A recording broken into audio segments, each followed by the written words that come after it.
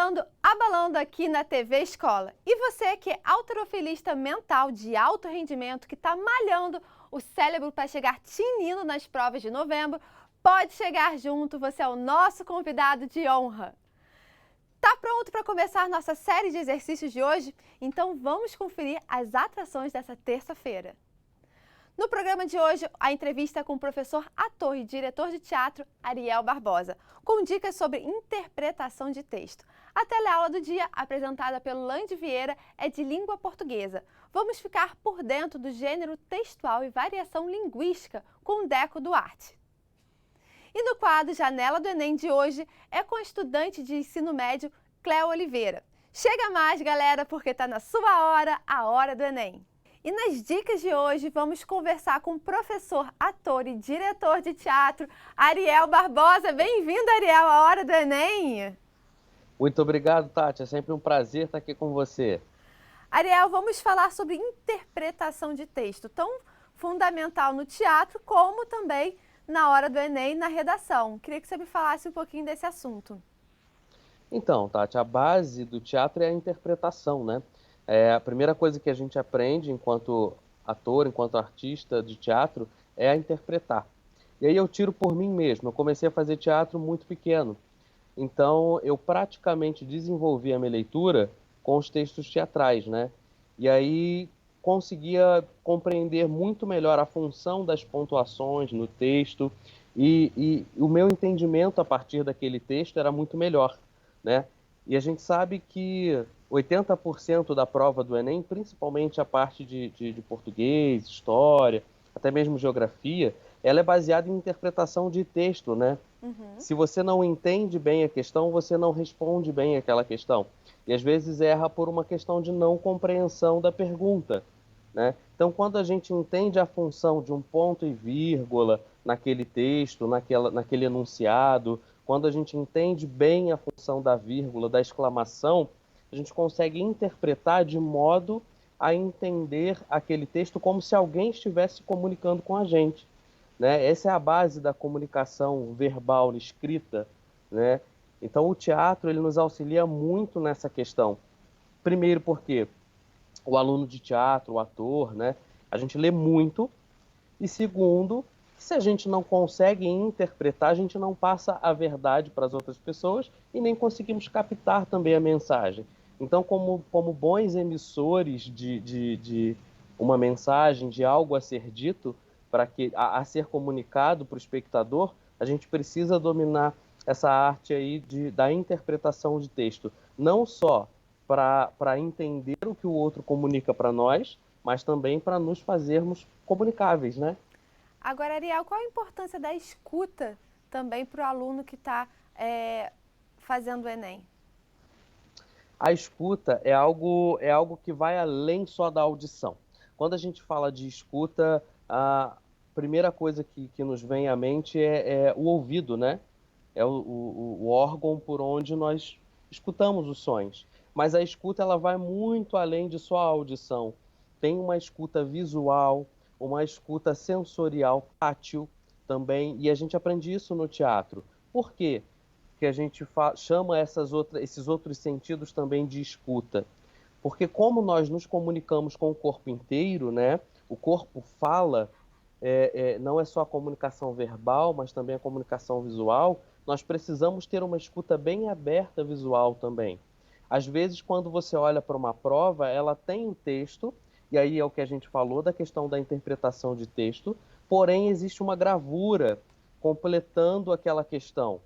E aí eu preciso ter uma escuta, não só para aquele texto, né, a questão da interpretação, mas também uma escuta visual e bem aprimorada para aquela imagem, porque ela completa o meu entendimento acerca daquela questão, né? Agora eu queria que você deixasse uma mensagem final para quem está nos assistindo.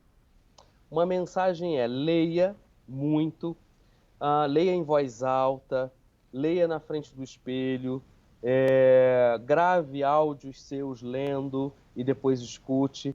Primeiro para você entender como está a sua leitura, a sua dicção, para você treinar a sua escuta e principalmente para você ver se o que você está lendo quando você escuta, você consegue compreender, né? E aí você vai modificando e aprimorando a sua leitura. A partir do momento que você consegue compreender bem cada detalhe daquilo que você leu, é sinal de que a sua interpretação textual está indo muito bem, né? Porque você consegue dar as características, as pausas dramáticas, as pausas enfáticas, os alongamentos das palavras, né? E aí você consegue, assim, ter uma comunicação mais aprimorada. Professor, quero te agradecer demais pela presença aqui na Hora do Enem e agradecer pelo carinho e pelas dicas. Eu que agradeço a oportunidade. Um beijo a todos que assistem a Hora do Enem, esse programa maravilhoso. Um beijo em todos. E Tati, beijão, sucesso. Para você também. E até a próxima. Gente, esse é Ariel Barbosa, ator, diretor de teatro, participando e dando várias dicas aqui na Hora do Enem. O nosso curso de apoio e revisão intensiva, que reforça o conteúdo que você assiste aqui na Hora do Enem, está disponível para todo o Brasil. Para mais informações, acesse o nosso site. O curso é bem intuitivo, prático e dinâmico, o que facilita a compreensão de toda a programação do Enem. A TV Escola e seus parceiros, com grande experiência em Enem, resolveram dar aquela forcinha a mais nessa missão, disponibilizando o acesso a um amplo conteúdo de apoio e reforço, a fim de proporcionar uma revisão completa com foco exclusivo no Exame Nacional. Os estudantes poderão participar de um novíssimo curso intensivo multiplataforma, com site, aplicativo, e-books para estimular a preparação da galera que vai fazer as provas do final do ano. Videoaulas específicas com professores especialistas e uma programação completa, incluindo resumos, exercícios, testes online. Essa é a sua hora, a Hora do Enem. E para entrar agora mesmo no ritmo das aulas, o nosso querido Lande Vieira vem aí apresentando a teleaula do dia, de língua portuguesa com assunto de gênero textual e variação linguística, com o Deco Duarte. Lembrando que essa aula foi gravada antes da pandemia. É com você, Lande! Hora do Enem no ar, hoje é dia de língua portuguesa. Então chega mais, professor Deco Duarte. E aí? E aí, Lande, tudo Seja bom? bem-vindo, professor. Cada pessoa tem o seu jeito de estudar e cada disciplina tem sua característica. Então, na sua opinião, qual o melhor método para estudar língua portuguesa? Eu digo sempre, Lande, o seguinte, cada um tem um método, é claro, mas assim, estudar com questão aplicada é sempre muito bom. Por quê? No caso de língua portuguesa, os textos já são uma forma de estar estudando. Então, assim, o Enem até hoje já tem mais de 800 questões de português. Então, imagine aí, 800 questões, começando a fazer agora, vai dar uma quantidade boa por dia, hein? Tem muito material. Então, assim, eu digo sempre que fazer uma rotina de estudo, selecionando algumas questões por dia, dos assuntos específicos, é um bom caminho. Por quê? Justamente porque os textos têm uma boa leitura, formadora de repertório para o aluno. Então, sempre recomendo fazer questão. No caso de língua portuguesa e literatura, eu digo que tem uma maneira muito legal também de estudar, que é a seguinte, tem muito filme, né? Então, ver um filme por semana de um clássico brasileiro, ler alguns quadrinhos adaptados de clássicos brasileiros é muito bom também, porque é uma forma divertida e o aluno está vendo, o candidato está vendo ali a obra de uma maneira rápida e essencial para a prova. Opa, você falou em filmes, quadrinhos, o nosso papo de hoje tem a ver com isso, né? Gêneros textuais. Gêneros textuais, na verdade, Andy, é a cara da prova. Não só a prova de linguagens, mas a prova do Enem. Porque, repare, a prova do Enem traz inúmeras questões, inúmeros textos variados. Então, há 15 anos, talvez, um candidato ao vestibular, a outra prova, ele faria basicamente textos literários. Hoje não. Hoje ele faz cartaz, ele faz anúncio, ele faz poesia, ele faz música, ele faz quadrinho, ele faz charge. Então o universo do Enem é formado por diversos gêneros textuais, né? Da prova de matemática, na prova de humanas, na prova de linguagens. Então saber, por exemplo, uma tabela já é necessário para interpretar a matemática. Tá tudo conectado. E vem cá, quando a gente começa a aprender esse conteúdo na escola? Então, se a gente está estudando o texto o tempo todo, desde que o aluno é alfabetizado, ele está vendo o texto. Nem que seja um textinho ainda introdutório, uma cartinha no primeiro ano, um bilhete, a coisa já vai sendo apresentada para o aluno. Entretanto, eu diria assim, de uma maneira sistematizada, os gêneros textuais aparecem mais no ensino fundamental 2. Aí, na matéria redação, o aluno começa a ver como produzir um texto específico, como produzir uma modalidade específica. Vem cá, professor, são muitos gêneros textuais. Sim. E aí, como ficar ligado em todos eles? Eu digo sempre que o ideal é agrupando por áreas do conhecimento. Como assim? Calma aí, explica aí mais ou menos, só pra gente pegar aí o seu jeito, o estilo. Eu coloquei ali no quadro pra gente dar uma olhada. Perfeito, bora lá? Vamos lá. que é só uma leitura introdutória, né? Só uma análise introdutória.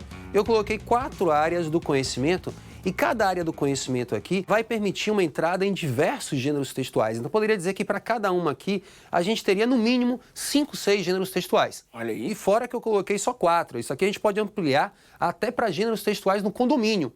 Tá? Quando você vai para uma reunião de condomínio, Andy, você tem o que no final? Às vezes o pessoal faz uma ata para contar como é que aconteceu lá, o que é que aconteceu na reunião. Então a ata estaria aqui também. É um gênero textual, ata. Entretanto, que não está numa área, a gente não estuda gêneros textuais no condomínio, quer dizer, aviso para os condôminos, ata, mas existe. Existe na medicina, existe cada área do conhecimento, tem seus gêneros padrões. É só se organizar que dá para estudar dá pra fazer. muita coisa, né? Dá para conectar todos eles, né? Com certeza. Cada gênero textual tem uma função específica, uma estrutura, uma linguagem específica. Então, por exemplo, eu coloquei aqui a função. A função é o objetivo do texto. Então, um editorial que aparece no jornalismo, ele tem uma intenção crítica. Ele vai opinar sobre a realidade, sobre o contexto político, econômico do momento.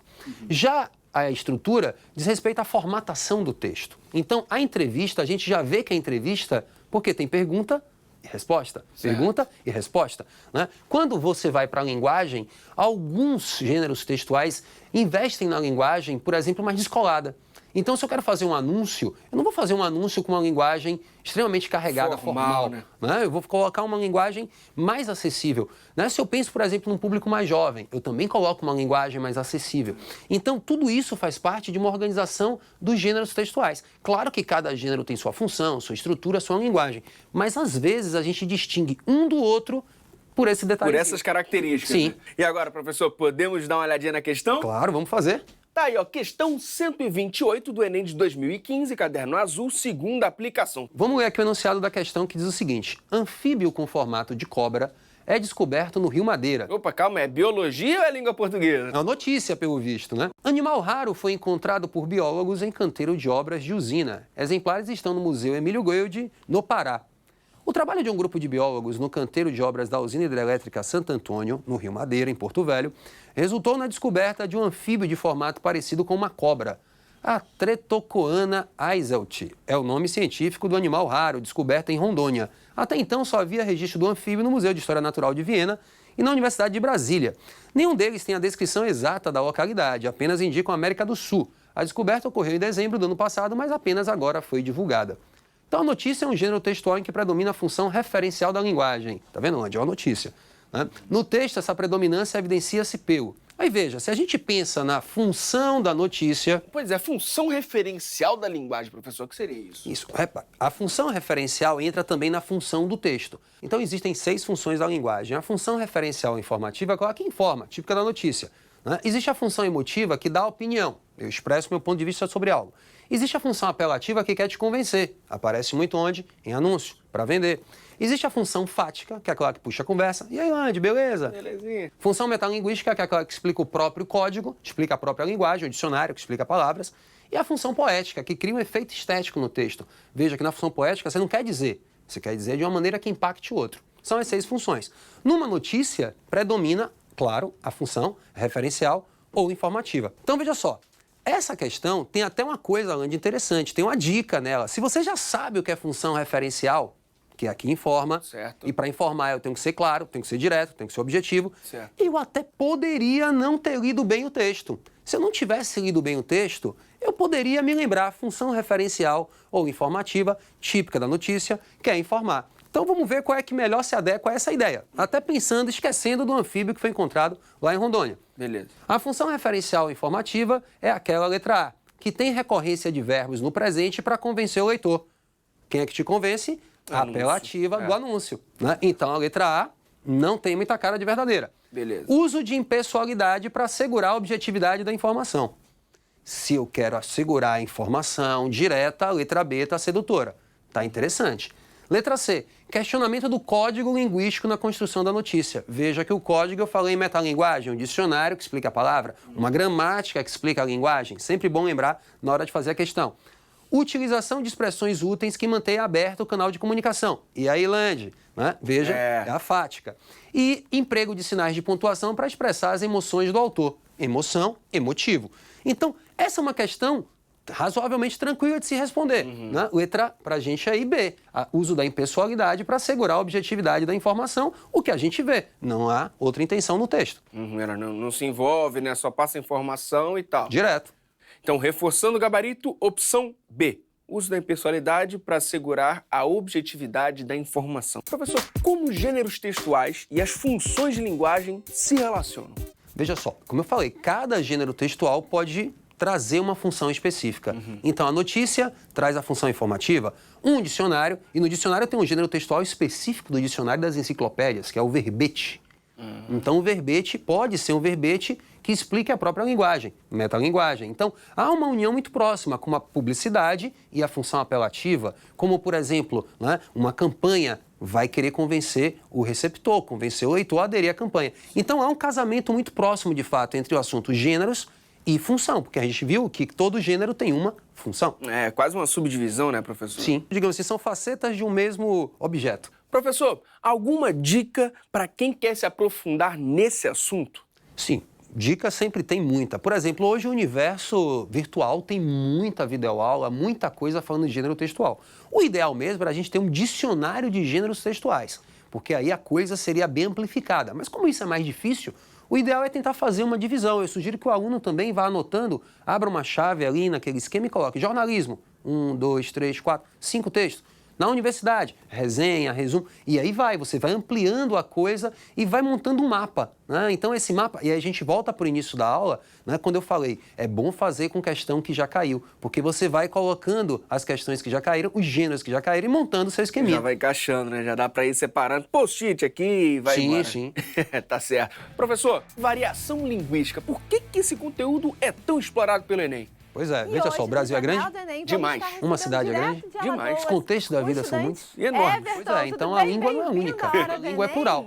Há muito tempo se achava que a língua só era a norma culta, quer dizer, o padrão, a Obrigada regra, você quer dizer, pela aquele presença. pavor da Agora, gramática. sua Hoje não, a história gente de sabe que durante o superação. E dia além de a gente ter é uma poliglota história no português. bem Várias atípica, línguas, você criou uma várias metodologia. variantes, digamos Eu queria assim. saber Já vi que tem dessa ali um história. esquema, é matemática ou é português, É o professor? intercâmbio, é o intercâmbio. Bora lá? Veja só, Andy, aqui eu criei um gráfico para tentar mostrar um plano de variação linguística dentro da gramática, os capítulos da gramática: fonética, o som; morfologia, a forma da palavra; sintaxe, a frase; e semântica, o significado.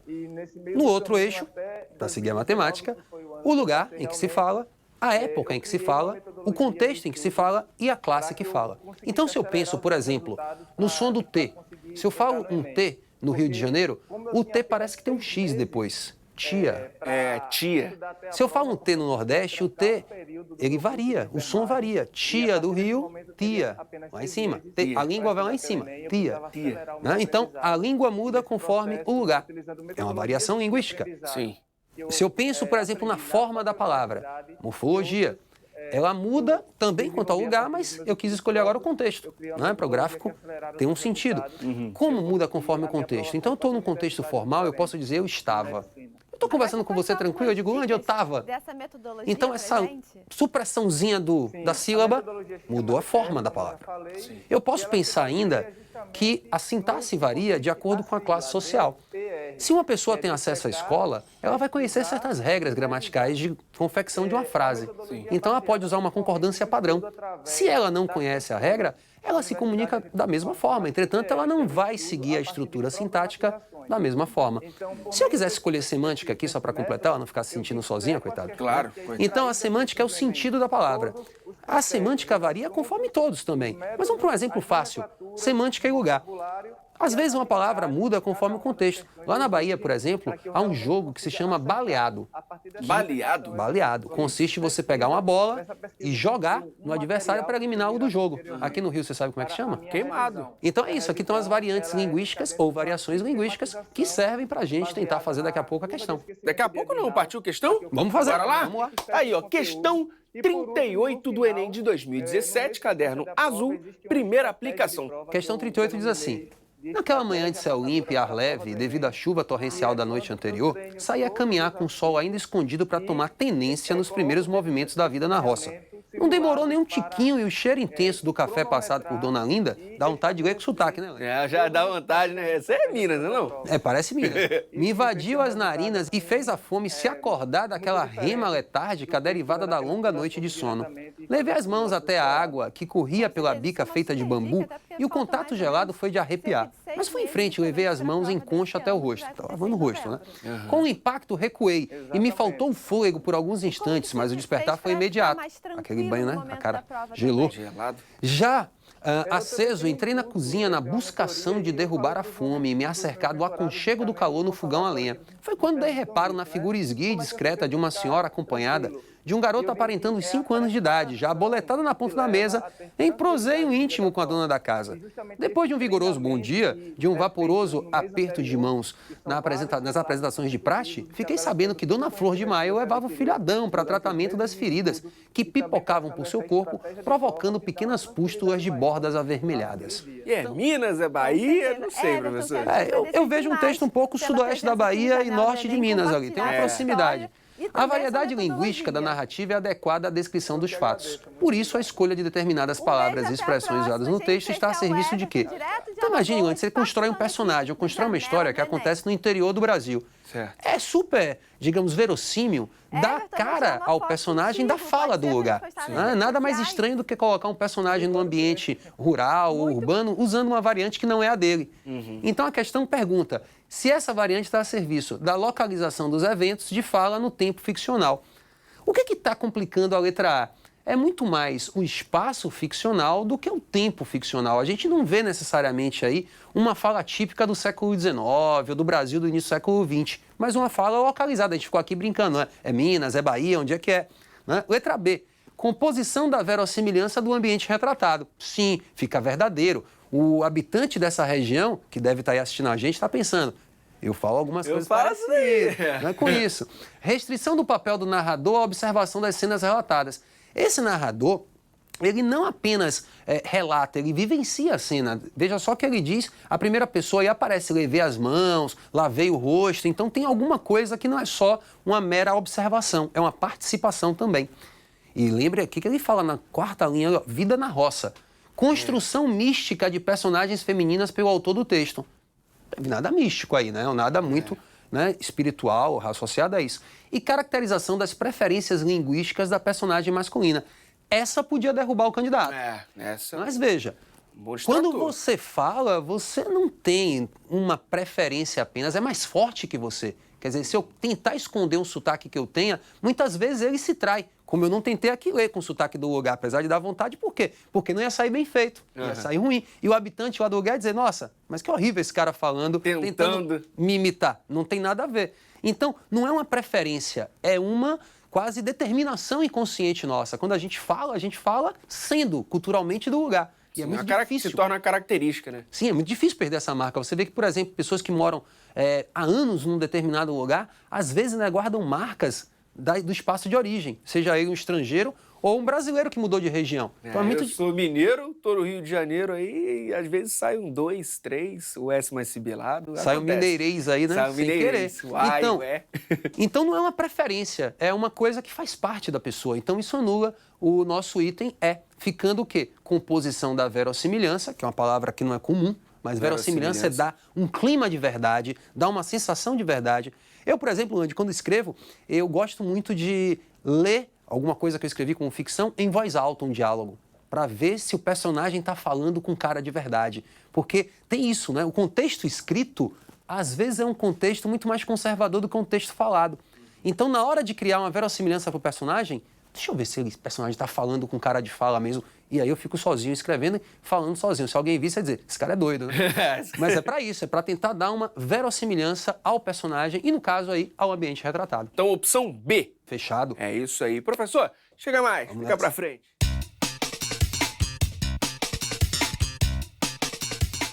E de que outras maneiras o Enem pode cobrar esse conteúdo? Sim, esse conteúdo cai bastante. E pode ser cobrado justamente perguntando cada variação daquela que coloca ali embaixo no eixo de X, vamos lembrar a matemática, justamente ele coloca um fragmento e diz, esse fragmento a variação foi quanto ao lugar, regional, foi quanto ao tempo, foi quanto ao contexto, foi quanto à classe.